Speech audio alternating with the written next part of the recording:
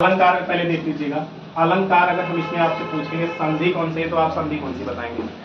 बताइए, हम कल आपको पढ़ाएंगे व्यंजन संधि। अगर हम इसको तोड़ेंगे, अलम प्लस कार, इनको हम दो भाग में तोड़ देंगे, अलम प्लस कार। अलम का तात्पर्य क्या होता है? अलम का मतलब होता है आभूषण, आभूषण। कार का मतलब करना, यानी जो काव्य रूपी आभूषण है उसी को हम क्या कहते हैं? अलंकार। जैसे हमारे शरीर को सुंदरता प्रदान करता है क्या? आभूषण।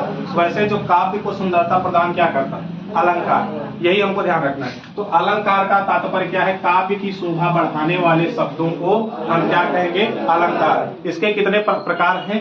दो। लेकिन हम आपको एक कल और बताए थे, इसमें एक शब्दालंकार है और दूसरा है आपका कौन सा? अर्थालंकार। एक अलंकार हम आपको और पढ़ाए थे, कौन सा? उभयालंकार। अच्छा चलिए, ये उभयालंकार ये किसके अनुसार था? आचार्य भोज के अनुसार। इनका नाम लिख लीजिएगा, अगर कभी पूछेगा आचार्य भोज के अनुसार अगला अलंकार कौन सा है, दो अलंकार के अलावा तो कौन सा बताएंगे? उभयालंकार। याद हो जाएगा ना। चलिए, ये हम आपको सब बता चुके हैं। मुख्य रूप से देखिएगा, इतने हैं जिससे हर परीक्षा में आपका प्रश्न बनता है। तो कौन कौन से हैं? देखिए, एक शब्दालंकार है। अगर अब आपसे हम इसमें आपकी इससे परिभाषा पूछेंगे तो आप लोग बताइए, हम पढ़ाए। शब्दों के माध्यम से चमत्कार होगा तो शब्दालंकार, और अर्थ के माध्यम से चमत्कार होगा तो अर्थालंकार। हो गया ना।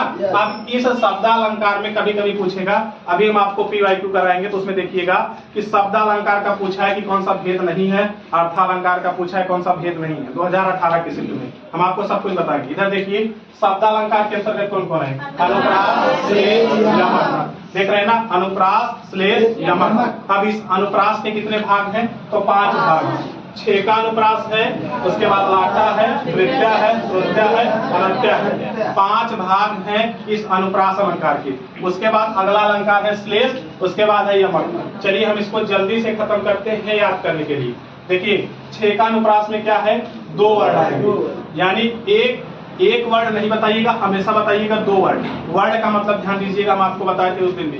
क्या था वर्ड का मतलब? जैसे हम ये लिखे का, ये एक वर्ड है। लेकिन जैसे अगर हम लिखे राम, ये क्या है? एक शब्द है। अगर हम ये लिखे राम जाता है, तो ये क्या है? एक वाक्य हो गया। तीनों में अंतर समझ में आ गया कि तीनों में क्या अंतर है? तो हम यहाँ कह रहे हैं कि वर्ड का मतलब आएगा, वो भी हमको आगे का लेना है। तो 2 वर्ड लेना है। तो इसके एग्जाम्पल हम आपको यहाँ बता दे रहे हैं, अपनी कॉपी में नोट कर लीजिए। आप लोग बोलिए क्या एग्जाम्पल बताए? रहीमन रहिला की भली, कुछ ऐसे एग्जाम्पल था ना, रहीमन रहिला की भली। देखिए, अब इसको अंडरलाइन कर लीजिएगा, जो नहीं पढ़े थे कल वो ध्यान दे लीजिएगा। रा यहाँ दोनों है, तो रहीमन रहिला की भली हो गया ना। तो 2 आया है। तो वैसे तो आपको बता देना है अनुप्रास, लेकिन जब एग्जामिनर और अंदर से पूछेगा तब हमारा आंसर क्या होगा? 6 का अनुप्रास। हो गया ना। चलिए आगे बढ़ते हैं। जब आपसे पूछेगा लाटा देखेंगे। लाटा हम आपको बताए थे ना, लाटा का मतलब जैसे लोटा लेकर के, जैसे बताए थे ना, पहले शौचालय गांव में जाते थे खेतों में ना, तो लोटा लेकर के एक बार गए, अब फिर रिटर्न आएंगे ना, तो 2 बार हो गया। तो 2 या 2 से अधिक बार क्या आएंगे? वाक्य आएंगे। यहाँ देखिए, 1 से अधिक वाक्य। 1 से अधिक का मतलब 2 होगा। अरे भाई, अगर हम आपसे कहें 1 से अधिक तो कितनी संख्या होगी?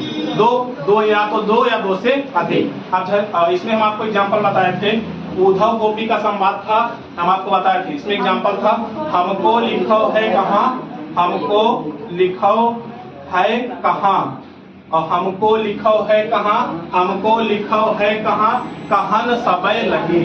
तो इसका मतलब हम देख रहे हैं कि यही वाक्य, हमको लिखो है कहाँ, कितनी बार आया है? ये वाक्य 3 बार आया है ना। 3 बार आया, तो इस वजह से हमारा कौन सा अनुप्रास है?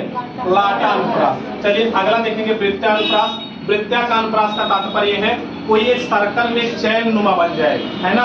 जैसे एक सर्कल नुमा में चैन बन जाएगी, हम आपको बताए थे। तो इसका सबसे बेहतरीन एग्जाम्पल है तरन तरजा तट कमाल तरुवर बहु छाए। इसको नोट करके लिख लीजिएगा भाई, जितने नए हैं। तरन तनुजा तट तमाल तरुवर बहु छाए, है ना। अब देखिए, इसमें अगर आपको चैन बनाना हो तो कौन से वर्ड की बनाएंगे? ता ता ता ता ता, है ना। बन रहा है ना। अब आप एक वृत्त नुमा बन जाएगा, अगर हम सबको इकट्ठा करेंगे तो एक गोला नुमा बन जाएगा। तो वही है हमारा कौन सा अनुप्रास? वृत्तानुप्रास। समझ में आ गया? चलिए आगे बढ़ेंगे। श्रुत्यानुप्रास। श्रुत्यानुप्रास में आपको सुनने में लगेगा कि इसमें अनुप्रास अलंकार है। इसके भाव में जाइएगा, हिंदी जब भी पढ़िए मन से और भाव से पढ़िए तब समझ में आएगा। देखिए सुनने में लगेगा। और इसमें खास करके आपको एक पहचान और है, इसके जो अंतिम शब्द हैं उसमें ता वर्ग की आवृत्ति जरूर आएगी। ता वर्ग 95 केस में यानी प्रायः केसों में आपको ता वर्ग जरूर दिखाई देगा। जैसे एग्जाम्पल इसका देखिए, कहत नटत रिझत खिजत। उसके बाद आगे बोलिए आप लोग भाई। खेलत खेलत खिलत लजिया। सब में क्या आ रहा है लास्ट में? था। अच्छा देखिए, अगर लास्ट में हमको आवृत्ति का हो रहा है तो हम क्या बता देंगे? कौन सा? श्रुत्या। अगर हमको स्टार्टिंग में मिल रहा है तो हम क्या बता देंगे? वृत्या। वृत्या श्रुत्या साफ कर लीजिए। अगर आपको ता से दिक्कत है तो वृत्या श्रुत्या साफ कर लीजिए। समझ में आ रहा है? चलिए आगे बढ़ते हैं। एक और बच गया अनत्या। जैसे हम चौपाई वगैरह पढ़ते थे ना, चौपाई वगैरह पढ़ते ना, जैसे भंजन हारा वही कौन एक तुम्हारा, लास्ट में हारा हारा आ रहा है ना, तो जो वही लास्ट वाला वर्ड भिड़ेगा उसको हम कहेंगे कौन सा अलंकार? अनत्या। अनत्या का मतलब अंत में, एकदम अंत में जाकर के भिड़ रहा है तो उसको हम कौन सा अलंकार बोलेंगे? अनत्यानुप्रास। हो गया ना?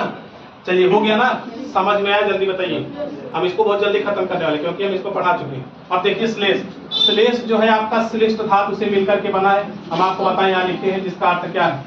चिपका हुआ। चिपका हुआ यानी किसी वस्तु में, जैसे मान के चलिए चिंगम खाए हैं, हाँ, एक निकालिए फिर निकलेगा फैलता जाएगा पूरा, खाए है ना।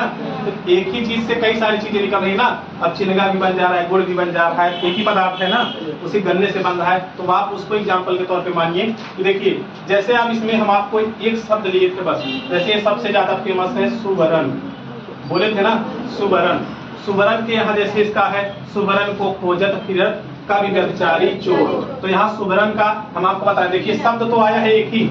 अगर अब आप किताबी भाषा पे जाएंगे तो आपको समझने पढ़ने में बहुत समय लगेगा, और जितना हम बता रहे हैं उतने पे ध्यान देंगे तो आपको बहुत अच्छे समझ में आएगा। देखिए इस सुवरण का क्या मतलब है? ये देखिए सुंदर वर्ड, यानी जो कवि होते हैं उनको अच्छे अच्छे वर्ड चाहिए, है ना। इसका मतलब ये है सुंदर वर्ड। और जो व्यभिचारी हैं उनका तात्पर्य है उनको सुंदर स्त्री चाहिए, यानी सुंदर वर्ड यानी रंग चाहिए, उनको हम कहते हैं व्यभिचारी। और जो चोर होते हैं, इन सुवर्ण का मतलब क्या है? सोना। तो आप बताइए, आया तो है एक ही शब्द ना, हमारा आया है एक ही शब्द, लेकिन इस शब्द के क्या निकले? कई अर्थ निकले, है ना। जब भी एक से अधिक अर्थ निकले तो इसका मतलब आप कौन सा अलंकार बताने वाले? श्लेष अलंकार। चलिए आगे देखते हैं यमक अलंकार। यमक अलंकार का मतलब क्या है? देखिए एक शब्द से एक शब्द जो है एक जैसा होगा लेकिन वो कई बार आया होगा। जैसे देखिए इसका सबसे फेमस है, कनक कनक के 100 गुनी माँ रखता अधिकार, या पाए बौराय जब व खाए बौराय। सुने होंगे ना, ये अधिकतर एग्जामों में यही सेम टू सेम हूबहू यही उठा के रख भी देता है, कनक कनक का। अब देखिए यहाँ तो जो हम लिए थे सुवर्ण, अब इसमें जरा एक चीज देखिए, यहाँ ये शब्द एक ही बार आया था, लेकिन ये हमको जो कनक कनक दिखाई दे रहा है शब्द एक ही, लेकिन ये शब्द जितनी बार आया है दोनों का मतलब अलग है। देखिए एक कनक का मतलब क्या है? सोना, और एक कनक का मतलब क्या है? धतूरा। तो इसका मतलब क्या हो जाएगा? सोना। शब्द एक ही जैसा, दूसरे कनक का मतलब क्या है? धतूरा। लेकिन यहाँ एक आया था, एक ही शब्द था सुवर्ण। यही आपको अंतर इतना बस समझना है श्लेष और यमक में, फिर आपका एग्जाम में कभी श्लेष और यमक से प्रश्न गलत नहीं होगा। समझ में आ गया?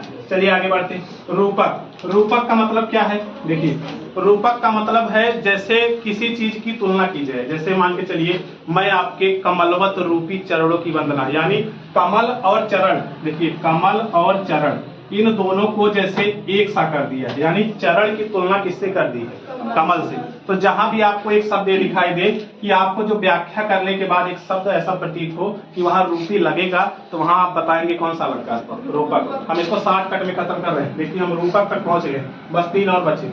अब उपमा देखिए, उपमा में आपको ये वाचक शब्द है, ये वाचक शब्द अधिकांश आपको एग्जाम में काम करेंगे बहुत ज्यादा करेंगे। देखिए इसमें आपको क्या करना है? ये वाचक सी सा सम सरिस से जैसे, जैसे आपको नहीं लेना है, सम तक लेना है। जैसे हम आपको एग्जांपल के तौर पे बताएं, सी सा सम सरिस से जैसे, जैसे कोई चौपाई कुछ लिखी है उसके बीच में आप ढूंढिएगा कि ये वाचक शब्द मिल रहे हैं।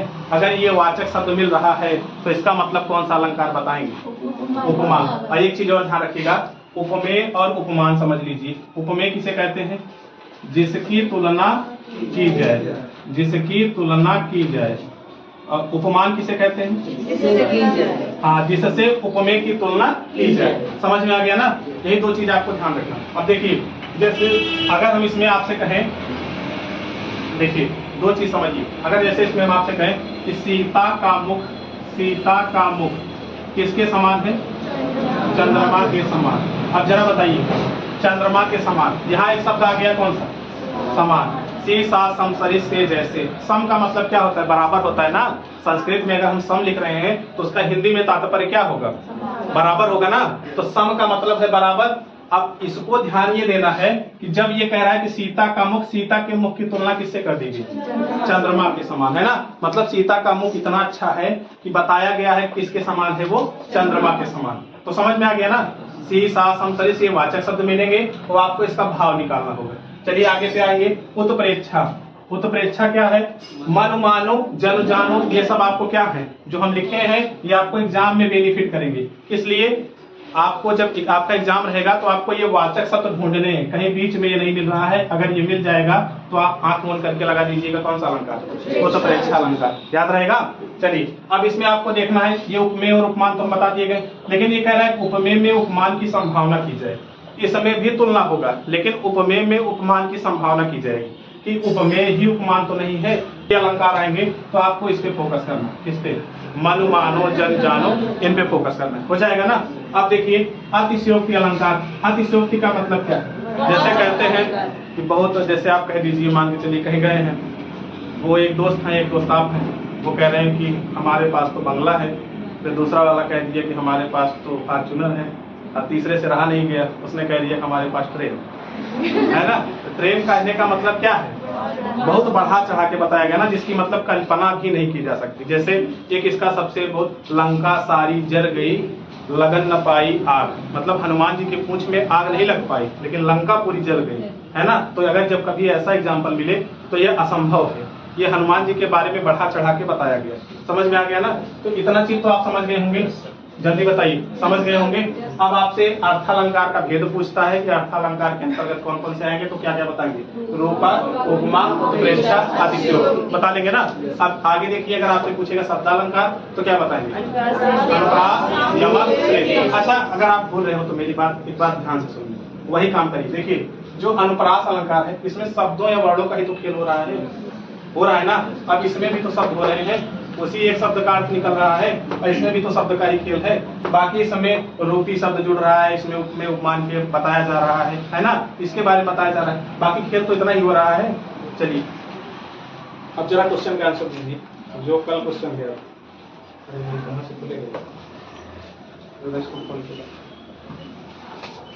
अब आप लोग ऐसे सुनते जाइएगा, हम आपको ऑप्शन बता रहे हैं, नहीं तो अपने अपने मोबाइल में खोल लीजिए। जो पीडीएफ हम आपको कल दिए थे, PYQ जो 2018 से पूछे गए हैं, उनका आंसर आप देंगे। इतने पे आधारित है, इतने 9 अलंकार पे ही आधारित है सब। चलिए अभ्यास का हम नहीं देख रहे हैं, सिर्फ ये देख रहे हैं। चलिए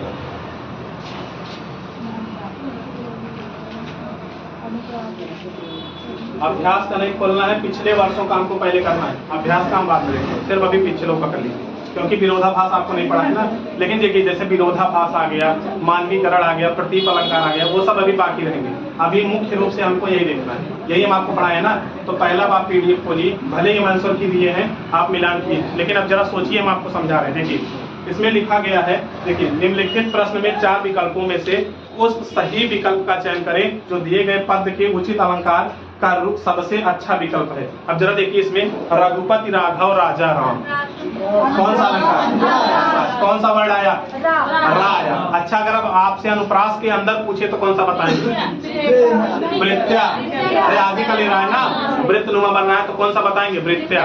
चलिए ये देखिए 2027 निम्नलिखित प्रश्न में 4 विकल्पों में से उस सही विकल्प का चयन करें, उचित अलंकार के रूप का सबसे अच्छा विकल्प है। देखिए तारा ने तनुजा तक तमाल तरवर बहुछाए। देखिए अभी हम लिखे हैं ना अनुप्रास, और अनुप्रास का कौन सा भाग?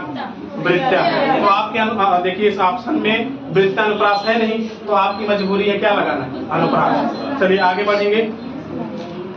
तीसरा प्रश्न देखिए, तीसरे प्रश्न में लिखा है उचित अलंकार रूप का सबसे अच्छा विकल्प है भिखारिन को देखकर पट देत बार बार, अलंकार है ना। चलिए इसमें किसके 2 अर्थ निकल रहे हैं? बार बार, है ना, बार बार के 2 अर्थ निकल रहे हैं, ध्यान रखिएगा। श्लेष अलंकार है। चलिए आगे बढ़ेंगे, आगे इसको बताएंगे, डिफाइन करेंगे। पहले आप करते जाइए। निम्नलिखित प्रश्न में 4 विकल्पों में से इसमें है काली घटा का घमंड घटा। यहाँ पे कैसे पकड़े आप लोग, कैसे जाने? देखिए घटा घटा 2 बार आया और दोनों का अर्थ अलग अलग। एक घटा का मतलब है बादल और एक घटा का मतलब है घटना, यानी कम होना। समझ में आ गया? तो इसका मतलब कौन सा अलंकार बताएंगे? यमक अलंकार। चलिए आगे बढ़ेंगे। आगे है शब्दालंकार है। देखिए आपके बोर्ड पे लिखा है कौन सा शब्दालंकार है। आपके ऑप्शन है उपमा, रूपक, उत्प्रेक्षा, यमक। यमक तो 3 में से एक दिया है ना, तो हमारा कौन सा सही है? यमक। चलिए आगे बढ़िएगा। मुदित मनोहर मानस देखा। अनुप्रास। अच्छा अनुप्रास का कौन सा भाग है? परित्या। 3 हो रहा है ना, अगर 2 होता तो क्या बताते? अगर 2 होता तो 6 का है ना, 2 होता तो 6 का। चलिए आगे बढ़ेंगे। निम्नलिखित में से कौन सा शब्दालंकार नहीं है? अब आपको छांट देना है। रूपक। रूपक कौन सा अलंकार? अर्थालंकार। चलिए आगे बढ़ेंगे। आपसे पूछा है कितने नंबर प्रश्न था? 7 नंबर था। चलिए अब 8 नंबर पढ़ेंगे। जहाँ एक ही वर्ण की आवृत्ति बार बार हो, अनुप्रास है ना, अनुप्रास में एक ही वर्ण की आवृत्ति बार बार। चलिए आगे आएंगे। वर्णों की एक से अधिक बार आवृत्ति किस अलंकार में होती है? अनुप्रास। यही तो वही रिपीट कर दिया है ना, अरे वही फिर रिपीट कर दिया। अब 10 नंबर देखिए, फिर पूछा है 2018 में पूछा था, 19 में पूछा था काली घटा का घमंड घटा। कौन सा? यमक अलंकार। चलिए आगे देखेंगे। भाषा में शब्द की और अर्थ की दृष्टि से सौंदर्य उत्पन्न करते हैं, अलंकार ना। चलिए अच्छा ये बताइए, अभ्यास वाले में अंबर पनघट में डुबो रही तारा घट उषा नागरी, इस पंक्ति में कौन सा अलंकार? रूपक है। जब आप इसको डिफाइन करेंगे तो इसमें रूपी शब्द आपको जरूर मिलेगा, रूपी शब्द आपको जरूर जुड़ा मिलेगा जब इसके अर्थ को आप निकालेंगे। चलिए अगला देखिए। चरण कमल बंदव हरिराई। रूपक है ना, कमलवत रूपी चरणों की वंदना करते हैं, है ना। चलिए 2 नंबर हो गया। आगे देखिए। कनक कनक ते 100 गुनी मादकता अधिकाय। अभी तो यही एग्जाम्पल दिए थे, यमक अलंकार। बस हो गया? बताइए बचा है विरोधाभास अलंकार। विरोधाभास अलंकार हम आपको नहीं पढ़ाए हैं, उस पर आपको ध्यान नहीं देना, ये वाला भी छोड़ देना है। अगला बताइएगा। सारंग ले सारंग चली कई सारंग की ओर, सारंग छीनो पाई की सारंग कई गई चोट। बताइए कौन सा होगा? यमक। यहाँ जितने सारंग आए हैं सबका अर्थ अलग अलग है। हाँ इसको ध्यान रखिएगा, जितने सारंग है सबके अर्थ अलग अलग है। चलिए आगे बढ़िए। उपमा अलंकार के हाँ, उपमा अलंकार के सर्वाधिक प्रयोग के रूप में कौन से कवि प्रसिद्ध है? तो ये आपका आंसर है कालिदास। कालिदास का नाम वैसे भी याद रखिएगा। अच्छा जो बीए वगैरह का एग्जाम देने जा रहे हैं, कालिदास के बारे में इन सब चीजों को लिख दिया करिए, उससे एग्जामिनर आपका प्रभावित होगा। हिंदी में अगर लिख रहे हो तो आपका ये एग्जामिनर बहुत प्रभावित होगा। चलिए आगे बताएंगे। बांधा था बिंदु को किसने इन काली जंजीरों से, मणि वाले फड़ियों का मुख क्यों भरा हुआ हीरो से। उत्प्रेक्षा विरोधा मतलब वो फड़ियों का मुख बांधने की बात कर रहा है, बहुत बढ़ा चढ़ा के हमको बता रहा है। तो इसका मतलब कौन सा अलंकार है? अतिशयोक्ति। आपको इसके भाव को पकड़ना होगा तभी अलंकार आप कर पाएंगे। चलिए दूसरा बताइए। बीती विभावरी जाग रही अंबर पनघट में डुबो रही है, तो वही रिपीट हो गया। बताइए कौन सा अलंकार होगा? रूपक। और दूसरा देखिए जहां में होती है अनुप्रास में ना। अच्छा शब्दों का दिया है, शब्दों की आवृत्ति इनमें से किस अलंकार में होती है? तब भी आपका तो वही सही होगा, अनुप्रास। अनुप्रास होगा ना, चाहे शब्द आए चाहे वर्ड आए, अगर शब्द आ रहे हैं बार बार तब भी आपका तो वही होगा। चलिए दूसरा देखिएगा। अलंकार के संदर्भ में इनमें से कौन सा कथन सही है? 11 नंबर प्रश्न बताइए। उपरोक्त सभी। हाँ भाई, निरर्थक स्वर व्यंजन समुदाय की आवृत्ति को यमक कहते हैं। श्रेष्ठ पदों में अनेक अर्थों का कथन श्लेष अलंकार है। श्रेष्ठ बताए तो है धातु। दूसरा तो सही है, पहला देख लीजिए। तात्पर्यार्थ के भेद के संदर्भ और दोनों की प्रवृत्ति को लाटन सही तो है, तो सभी सही है। जो हम आपको लिखा है वही आपसे पूछ रहा है। चलिए आगे देख लीजिए। अभ्यास का दिया है। चलिए आगे देखेंगे। जिन पंक्तियों में समानार्थक शब्दों या वाक्यांशों की आवृत्ति हो परंतु अन्वय करने पर अर्थ में अंतर हो, वहाँ कौन सा अलंकार होगा? लाटानुप्रास। लाटानुप्रास ना। देखिए लाटानुप्रास की परिभाषा लिखिए और सोच लीजिए, अगर अब एग्जामिनर अच्छा खासा प्रश्न बनाने लगेगा तब आप नहीं कर पाएंगे। अब आप अनुप्रासे पढ़े हैं, अब इनके भेद नहीं पढ़े तो आपके लिए समस्या हो जाएगी। चलिए आगे बढ़ेंगे। जहाँ एक शब्द के साथ अनेक अर्थ चिपके हों, ये तो हम आपको बताएंगे। श्लेष्ठ। श्लेष्ठ धातु ना, श्लेष्ठ का मतलब ही होता है क्या? चिपकना। चलिए आगे देखेंगे प्रतीप अलंकार इनमें से किससे संबंधित है। तो प्रतीप हम आपको नहीं पढ़ाए हैं अभी। इसमें से जितने प्रश्न आए हैं, शायद कितने प्रश्न हम छोड़े, 3 प्रश्न, बाकी सारे प्रश्न आपके इसी से हो गए। इतने से आपके सारे प्रश्न हो गए। अब उन 3 प्रश्नों के लिए हम आपको प्रतीप, मानवीकरण जितने हैं हम आपको सारा पढ़ा दे रहे हैं, ठीक है।